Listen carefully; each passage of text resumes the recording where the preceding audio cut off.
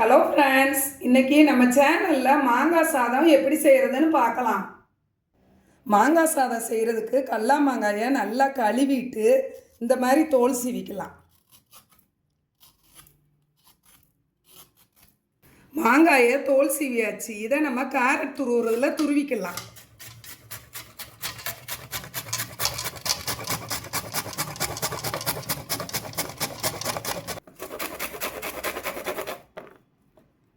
மாங்காயை நல்லா துருவியாச்சு. மாங்காய் சாதம் தாளிக்கிறதுக்கு அடுப்பில் ஒரு வடைச்சட்டி வச்சு நல்லெண்ணெய் ஊற்றிக்கலாம். கடலைப்பருப்பு,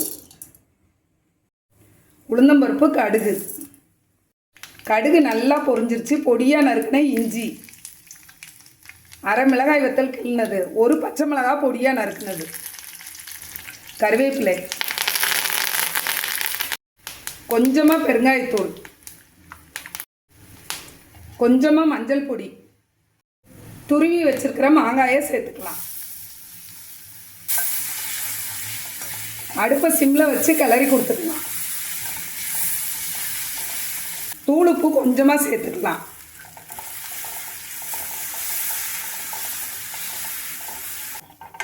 மாங்காய் வதங்கிருச்சு. அடுப்பை ஆஃப் பண்ணிடலாம்.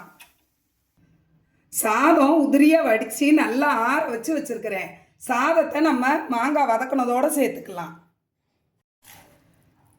நல்லா கிளறி கொடுத்துக்கலாம்.